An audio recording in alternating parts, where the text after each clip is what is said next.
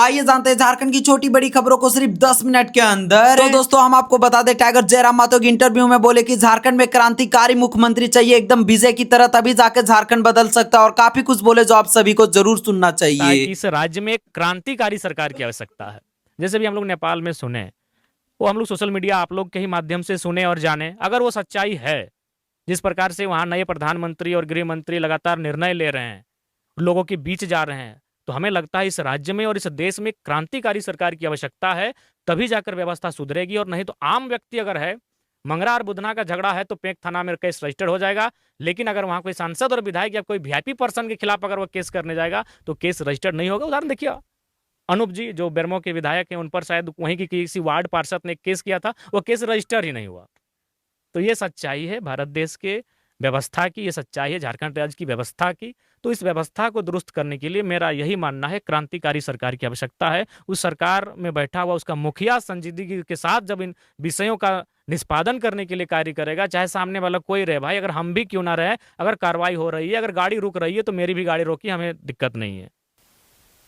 1932 की बात आप शुरू किए, गाड़ी का नंबर 1947 रखा, वजह इसकी क्या हुई? नहीं देखिए, यहाँ जो पूर्व विधायक और पूर्व मंत्री जो आज स्वर्गवासी हो चुके हैं, उनकी गाड़ी का नंबर 32 है। और चूंकि हम लोग दोनों अभी उनके जो वंशज हैं या फिर उनके जो समर्थक हैं वो तो हैं, और वो भी हमारे ओपोनेंट में है, तो हमें लगा कि जनता के मध्य एक भ्रम की स्थिति ना हो। अगर हम एक ही क्षेत्र, अगर यही हम डुमरी से अगर हम विधायक ना बनते तो शायद हमारी गाड़ी का नंबर 32 हो सकता था। लेकिन चूंकि हम विधायक डुमरी से बने और पूर्व के जो यहाँ के विधायक हैं उनकी भी जितनी भी गाड़ियां हैं, 5 हैं, 6 हैं, 7 हैं, उनका नंबर सेम 1932 है। इसीलिए हमने निर्णय लिया कि जनता को भ्रम ना हो कि अभी जो हमारे गाँव में आए वो वर्तमान विधायक आए या फिर पूर्व विधायक के समर्थक आए।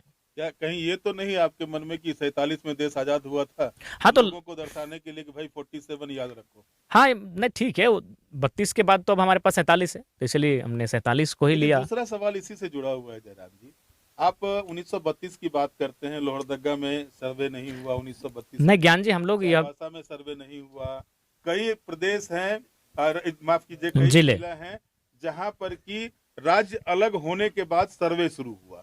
नहीं, हमने तो नहीं, हम तो देखिए, कभी हम लोग का झारखंड की स्थानीय नीति कई कॉलमों में जाके परिभाषित होगी, क्योंकि ये विविधताओं का राज्य है। देखिए, बंगाल, ऑल ओवर बंगाल में हर कोई बांग्ला लैंग्वेज जानता है। उड़ीसा, ऑल ओवर उड़ीसा में हर कोई उड़िया लैंग्वेज जानता है। महाराष्ट्र के पूरे महाराष्ट्र में हर कोई मराठी लैंग्वेज जानता है। लेकिन झारखंड की विविधता है कि यहाँ कोई संथाली जानता है, कोई खोरठा जानता है, कोई कुड़माली जानता है, कोई नागपुरी जानता है। तो ये विविधता है इस राज्य की। तो उसी प्रकार से विविधता यहाँ के खतियान की भी है। सही बात है। तो हमने तो कहा कि कई कॉलमों में जाकर झारखंड राज्य की स्थानीय नीति परिभाषित होगी, 1932 हो, 64 हो तथा अन्य अंतिम सर्वे हो। हमें लगता है 4-5 कॉलमों में जाकर झारखंड की स्थानीय नीति को परिभाषित करना होगा। लास्ट सर्वे ऑफ सेटलमेंट को आप मान सकते हैं? हाँ बिल्कुल, उसकी एक समीक्षा करवाई जानी चाहिए और सरकार को उस दिशा में कार्य करना चाहिए। दूसरा एक आरोप आपके ऊपर लगता है कि सिर्फ कुर्मी के विधायक बन के रह गए। नहीं, देखिए, चूंकि जब कोई नए राजनेता आते हैं तो उन पर कई आरोप लगते हैं। लेकिन अभी जो हम क्षेत्र विजिट किए, अभी आप हमारे साथ गए हैं, अभी जो 2 घर हम गए हैं जिनमें हाँ, तो वो दोनों कुर्मी परिवार नहीं थे। आपकी जानकारी के लिए मैं बताना चाहूँगा। तो अगर ऐसा होता तो इतनी गर्मी में आप भी परेशान हुए, आप भी लगातार कह रहे हैं कि खाना कहाँ बना है तो यहीं मंगा लीजिए। तो देखिए ज्ञान, आज मेरे साथ आप ऑफिस में बैठना और एक विधायक के साथ फील्ड विजिट करना कितना कठिन है, आप खुद अनुभव कर रहे हैं। आपने तुरंत हमें आधा घंटा पहले कहा ज्ञान भाई कि खाना आप कहाँ बनाए विधायक जी, उसको रास्ते में ही मंगा लीजिए।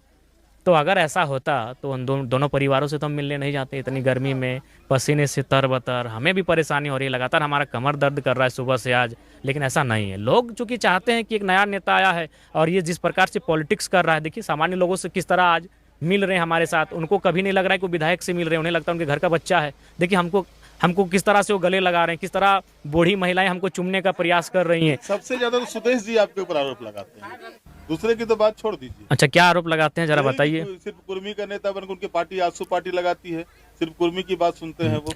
नहीं देखिए, सबसे पहला बात है कि वो सर्वमान्य नेता तो बनने के गए हैं सुदेश बाबू, लेकिन अपने समाज को उन्होंने भुला दिया। तो समाज ने उनको भुला दिया तो आज उनको याद आ रहा है कुर्मी। आप ज्ञान भाई, आप बहुत सम्मानित पत्रकार हैं, अपने झारखंड की राजनीति को अपनी पत्रकारिता से बहुत करीब से देखा है। आप सुदेश जी का 20 साल या 24 साल जितने दिनों का उनका राजनीतिक करियर अभी तक रहा है, जो सदन में रहे हैं, आप तमाम रिकॉर्ड्स को उठाकर देखिए, क्या उनकी जुबान से कभी कुड़मी शब्द विधानसभा के अंदर गया हो? तो उनकी जुबान से अगर गया हो तो आप रिकॉर्ड को उठाइए, कभी नहीं गया है। तो इसलिए जब उनको मौका मिला, उनको जब अवसर मिला, कहीं ना कहीं वो अपने जीवन में ज्यादा व्यस्त रहे, ये सच्चाई रही। ट्राइबल को, कुर्मी को ट्राइबल का दर्जा देने की जो मांग है वो फिर से गुम हो गई है। बीच के दिनों में जो आप लोगों ने 20 सितंबर को जो आंदोलन किया था, जो रेल टेका आंदोलन हुआ था, उस आंदोलन को दूसरे ही दिन वापस ले लिया गया, ये कहते हुए केंद्र सरकार से कुछ बातें हुई। आज तक वो पता नहीं चला केंद्र सरकार से क्या बातें हुई। देखिए उस आंदोलन को मेरा समर्थन था। उस आंदोलन की जो अगुवाई कर रहे थे सामाजिक नेतागण, ये उनका कहना था कि केंद्र सरकार से, गृह विभाग से हमारी बातचीत हुई है। बाकी उस आंदोलन को एक विधायक होने के नाते, एक पार्टी का संचालन करने के नाते हमारा समर्थन था, लेकिन नेतृत्व जो लोग कर रहे थे, ये उनकी जवाबदेही है कि क्या बातचीत हुई।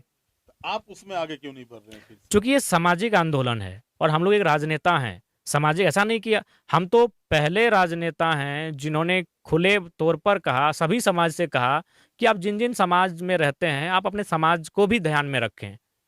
तो हम तो लगातार कह रहे हैं कि भाई आप जिस जिस समाज के हैं, अगर आपके समाज की कोई आवश्यकता है, जरूरत है, कोई मांगे हैं और उसको लेकर अगर आपके समाज के लोग संघर्ष कर रहे हैं, तो निसंदेह आप उनमें पार्टिसिपेट करें और उस आवाज को भी बुलंद करें। अब देखिए ना, जेपीएससी से क्वेश्चन निकलता है, उसमें स्पेलिंग मिस्टेक होता है, पूरा का पूरा प्रश्न पत्र गड़बड़ होता है। ये अगर ये स्थिति, ये व्यवस्था बनती है झारखंड में, तो यहाँ के युवा क्या करेंगे, जिन युवा ने आपको सदन तक भेजा है, अपनी आवाज बना के भेजा है? नहीं, जेपीएससी का मामला तो हमने देखा, नेता प्रतिपक्ष ने भी उसको ट्वीट किया था बाकायदा, और आपके तमाम मीडिया के साथियों ने भी उसकी समीक्षा करने का कार्य किया।